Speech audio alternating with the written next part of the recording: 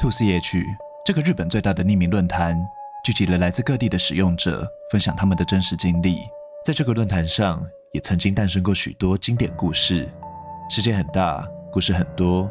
大家好，我是罗先生，今天就要来跟大家分享一则来自 2CH 上的灵异故事——符咒之家。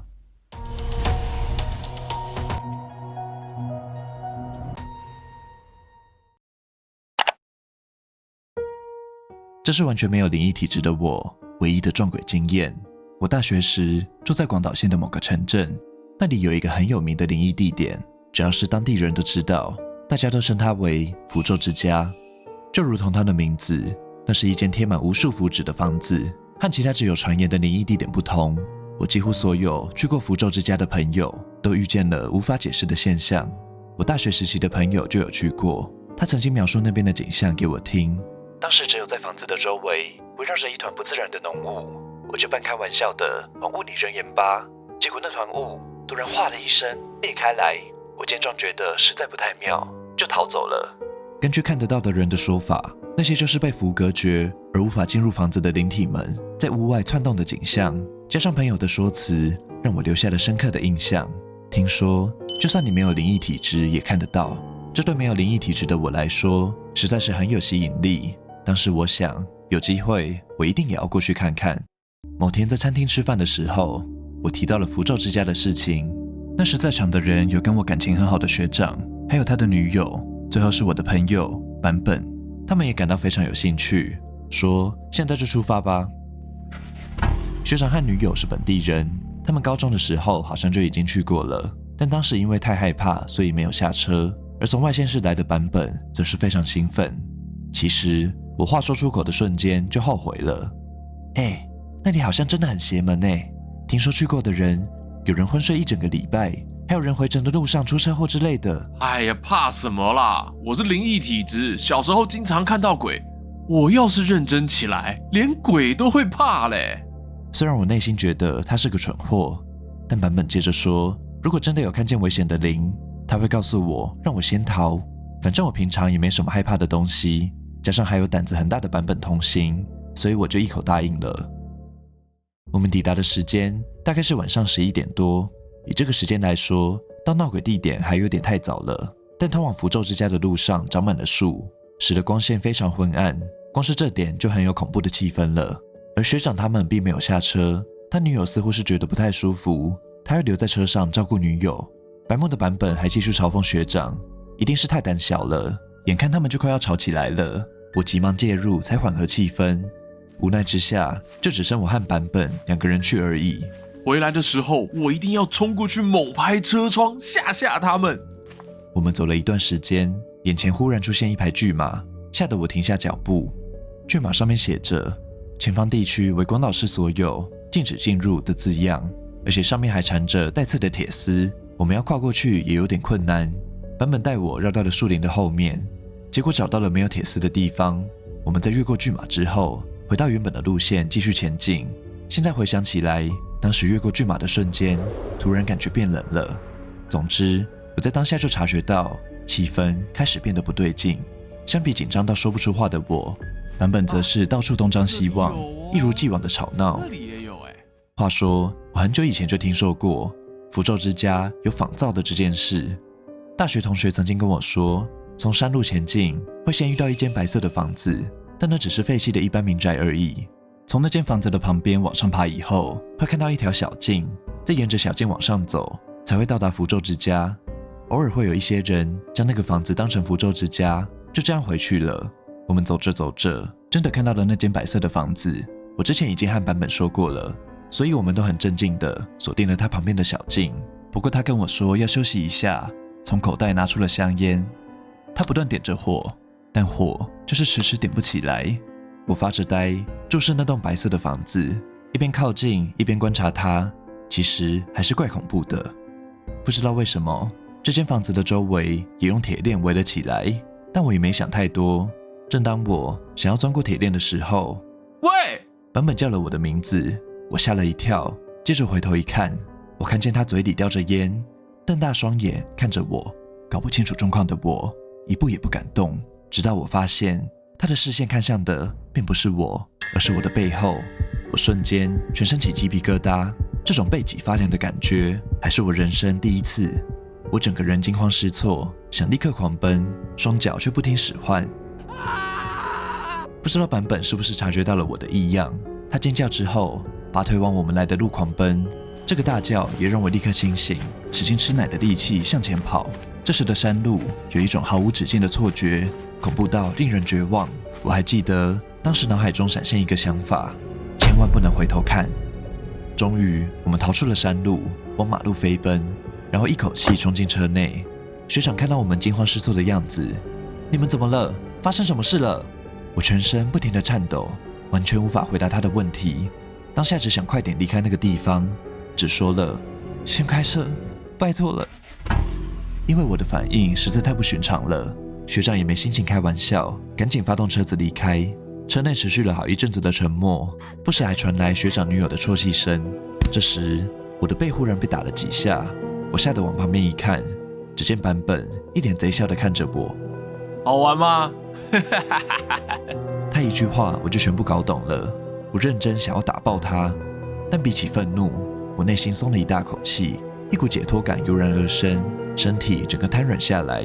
学长似乎也理解了情况，透过后照镜狠狠瞪了版本一眼。你真的是，这家伙真的很可恶，我再也不要跟他一起去什么灵异地点了。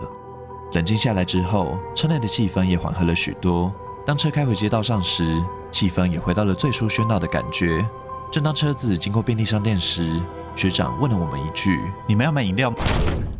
车顶上传来了一声巨响，踢到连车内也感受得到，让所有人稍微摇晃了一下。学长猛然踩下刹车，刚刚那是什么？赶快先开进便利商店吧，挡到后面的车子了。我也完全搞不清楚发生了什么事，是鸟吗？还是什么东西？但这种事有可能吗？车子开进便利商店之后，我赶紧下车查看，车顶看起来没有凹陷，也没有看到碰撞的伤痕。这太奇怪了，因为绝对有什么东西掉了下来，我跟学长都清楚感受到了。毫无头绪的我们只好在车子周围和马路附近踱步。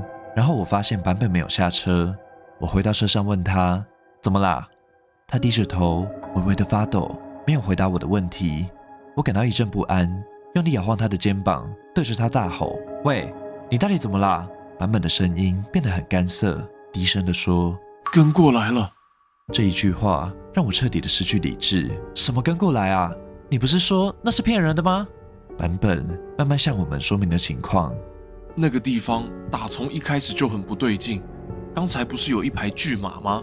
我提议要绕到森林里面，其实并不是为了要避开有刺的铁线，而是在巨马的前方有个人就站在那里，但你好像没看到，我就什么都没说了。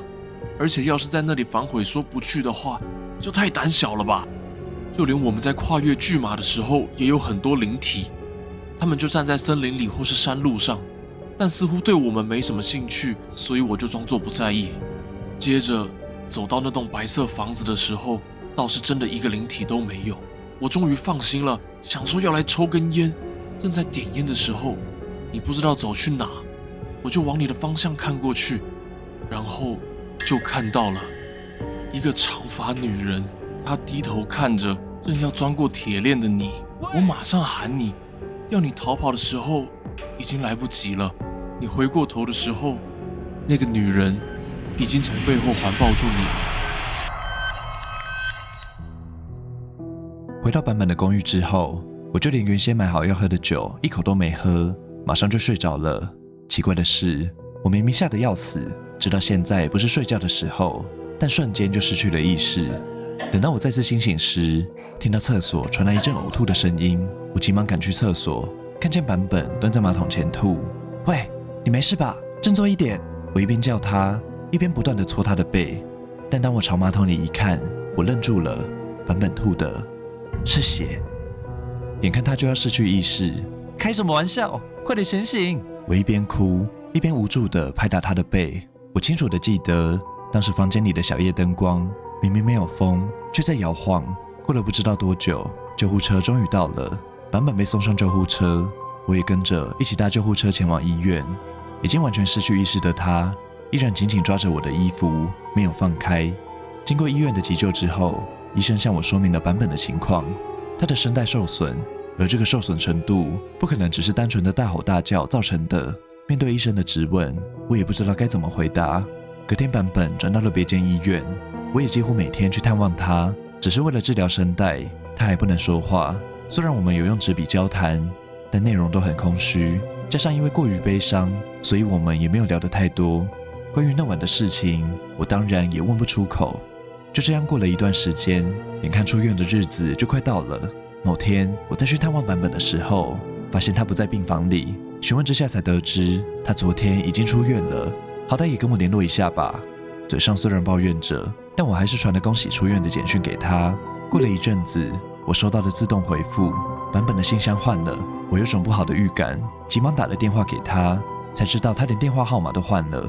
我原本想说至少可以在学校等他吧，结果让我猜中了，版本退学了。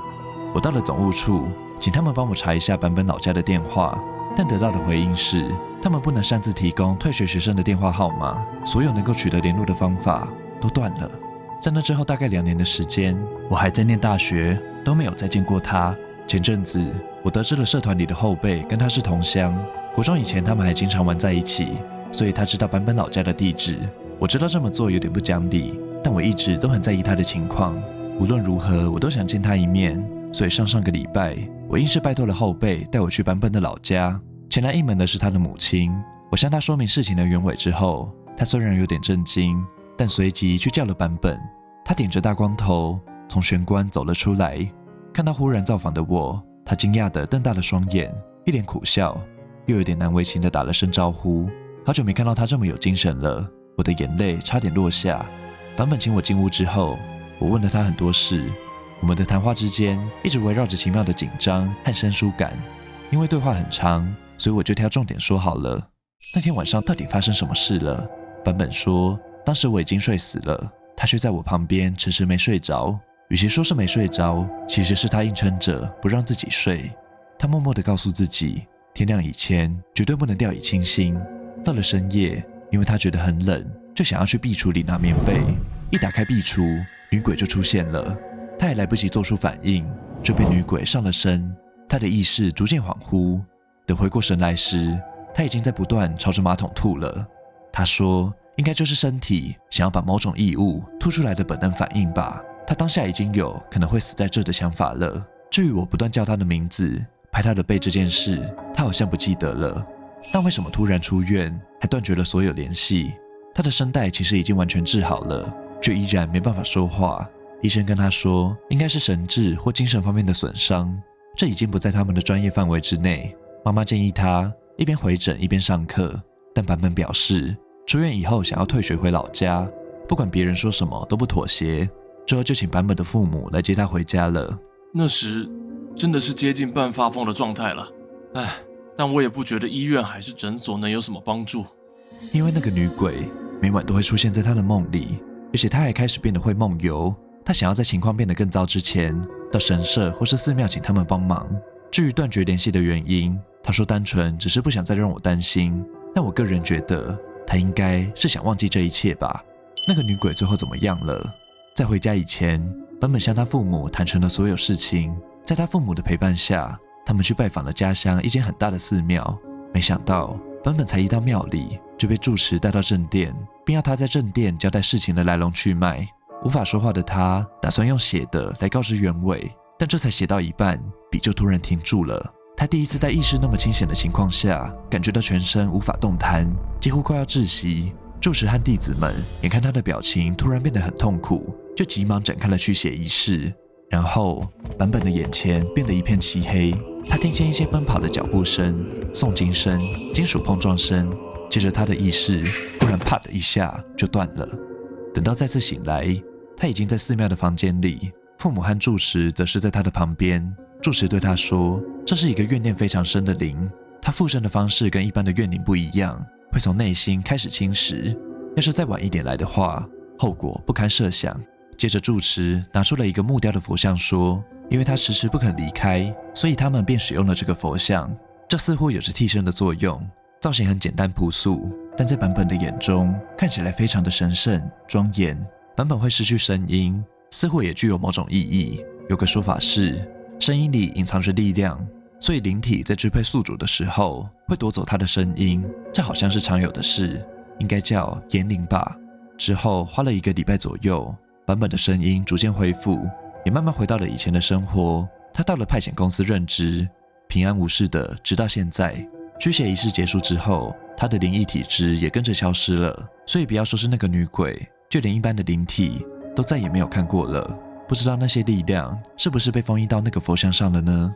总之，那种很危险的灵异地点，就算不是抱持着好玩的心态，也是绝对不能靠近的。单凭我们的能力，是绝对没有办法和灵界的东西做出正面对抗的。这就是我亲身撞鬼经验的全貌。那么今天的故事就分享到这里。如果喜欢这次的故事，不用按下喜欢按钮，并订阅我的频道。